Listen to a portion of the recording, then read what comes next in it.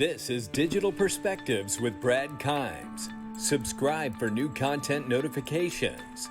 Now, here's Brad Kimes. Come on in.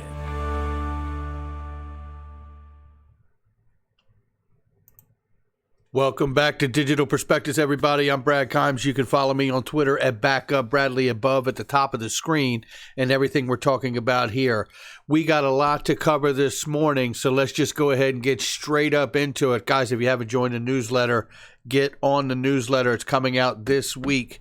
Going to have some exclusive content on there. Diana Adachi, formerly of Accenture, working with Greg Kidd at Yucca Labs and Hard Yucca. Really compelling interview. She did the due diligence on Ripple when they first broke on the scene.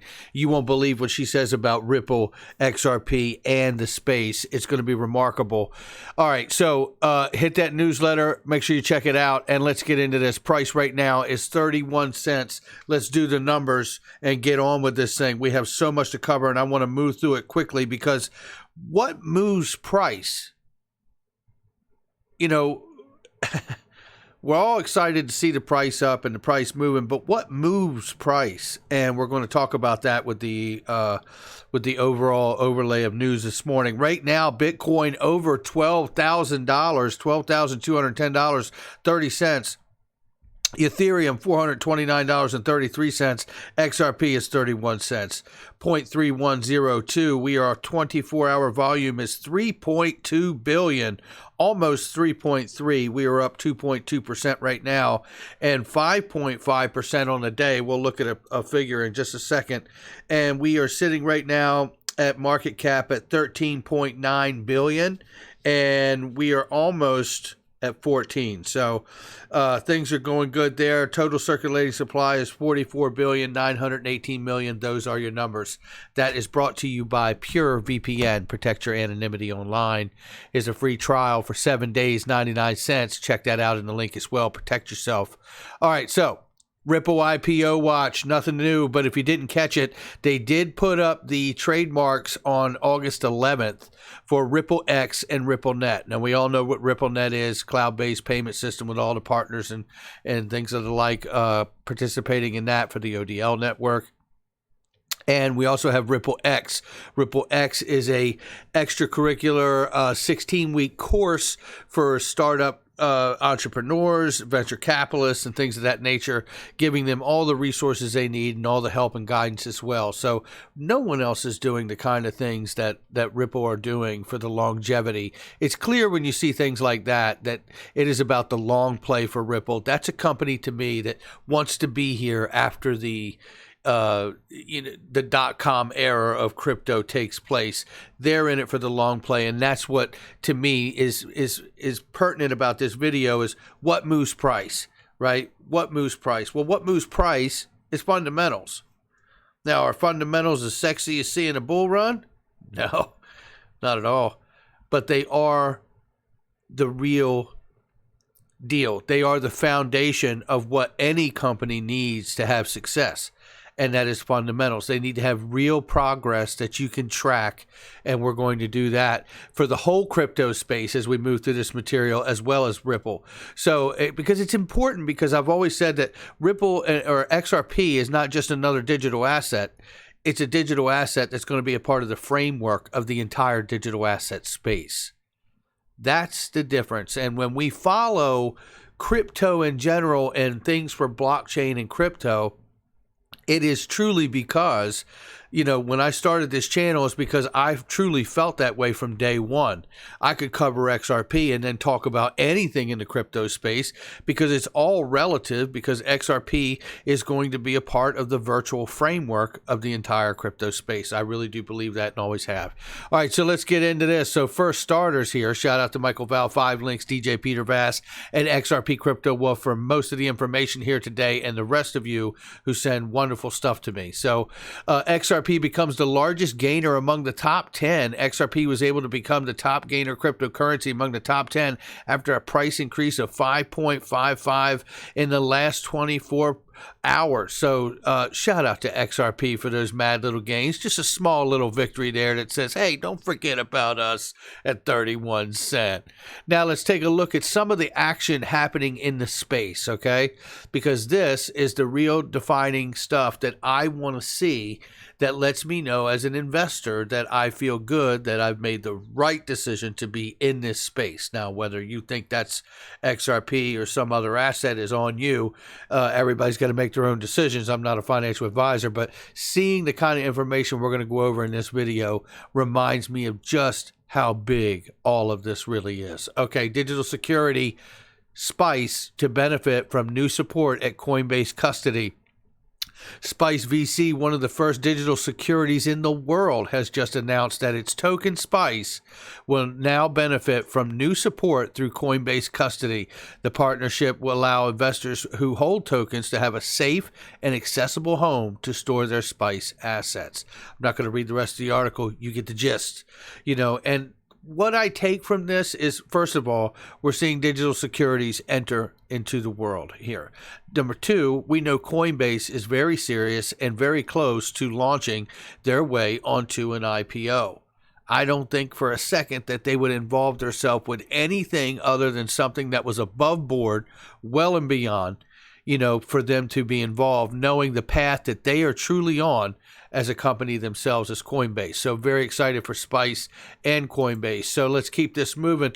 21 shares has added over 160% to its managed crypto funds in 2020. 160% added to its managed crypto funds. You picking up on a narrative? And we're just getting started. I mean, this is remarkable. Keeping track here, Boston's Federal Reserve Bank, and we covered this the other day, so I'll be quickly here. Reserve Bank and MIT to explore the possibility of a central bank-backed digital currency, and they might want to fix the title. But the reality is here is this. Look, they've been working on this for a long time, for years. A lot of people think, the U.S. is really dragging its feet. I mean, they're really dragging their feet. Look, the Executive Order 13772 was written a couple years ago. In fact, I think it was 2017. So 3 years ago. So, look, I think the executive order has always been there. I think, although it may look like it's moving slow, and maybe in some regards that it is, but I just cannot feel that way. To me, I just won't allow myself to feel that way. I know that, for one, when it comes to XRP or the digital dollar, it's not that hard to do, especially if you're talking about a public and private relationship. I think they could solve this problem very quickly, and I believe that they actually have. So, all right, let's keep this thing moving here, because this is a global agenda. Bank of England joins key roundtable on central bank digital currency design. Another entity that has been clearly well and away in this space and doing plenty of work, and they continue. This is a global effort, right? Now, going back to Grayscale brings altcoins to over-the-counter trading. Now, this was interesting because we saw this yesterday as well, and I just wanted to touch on this really quickly here. Grayscale Investments, the asset manager behind the world's largest Bitcoin trust, announced that its Bitcoin Cash and Litecoin Trust are eligible for deposit at the Depository Trust Company. The largest security depository in the world, the Depository Trust Company, often shortened to DTC, was founded in 1973 and is based in New York. It holds securities worth $54.2 trillion as of July 31st, 2017. By clearing the bar to deposit here, Grayscale also happens to meet a requirement for being listed on a major stock exchanges like the New York Stock Exchange and the NASDAQ. Well. Guess what? That's your big red flag that they're about to take a nice big step forward, because it looks like they want to be listed. Otherwise, why would they do it, right? These are the things you want to see, the kind of signals and fundamentals that show you where this space is going.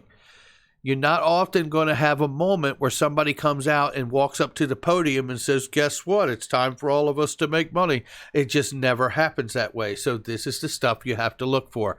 Grayscale announced on August 17th that its shares, the firm's Bitcoin Cash Trust, will be available on over-the-counter or OTC markets under BCHG ticker. The Litecoin Trust shares will use the ticker LTCN. Shout out to Barry Silver and everybody at Grayscale for that. You know, here's the other thing, too. When I look at this information, I start saying to myself, oh, so first of all, Grayscale's looking to eventually take the big step and get listed on an exchange. Wonderful. Loving it. Here's the other big thing to this. The other big thing to this to me is that it tells me, looks like they feel like Bitcoin Cash and Litecoin are a great safe investment, because why would they continue to build out these investment products on top of the underlying asset if they didn't think they would remain after regulatory clarity? Just a thought. Okay, Chinese steel makers looking to break down the dollar dependence here and by using blockchain. No secret that that's what we're up against. In fact, when I covered Brian Brooks the other day, he made the exact reference, but about oil, about how oil's used to buy by U.S. dollars. Even the Saudis have to use U.S. dollars to buy oil. That can't last forever. Well, here's another example where you see China taking measures to break the dollar dependence. So head on a swivel. Then we see here in California, digital asset regulatory bill passes Senate committee 7-0. They believe that this effort can help drive the federal effort for the country of the United States by pushing a bill through here. Let's see. I'm trying to find a line that I liked out of this when I read it. It's, you know, to me, look, here's the thing. Supporters of AB 2150 have said that the bill is a vital step to bring more innovative companies into California and would influence the United States government to make similar actions. Again, you know, I mean, and going back to the federal charter for Brian Brooks of the OCC, that would be in reference to the national banking system. So we have to follow the other things, whether it be state to state or whether it be federal legislation or regulation from some other entity. We want to pay attention to these things because there's businesses, right? We need to look. It's just like I know Wyoming has been huge, and Caitlin Long, shout out to Caitlin Long and what she's done to advance cryptocurrency and blockchain. And I believe it's in Wyoming. But this, I think, is an effort you're starting to see here from California and other states to bring these companies there and to make it fertile ground for them to innovate and come and bring some jobs. So keep an eye on that. That's local down in the U.S. Domestic news. Here we go global again. South Korean banks to launch crypto services before the year is out. Is this on?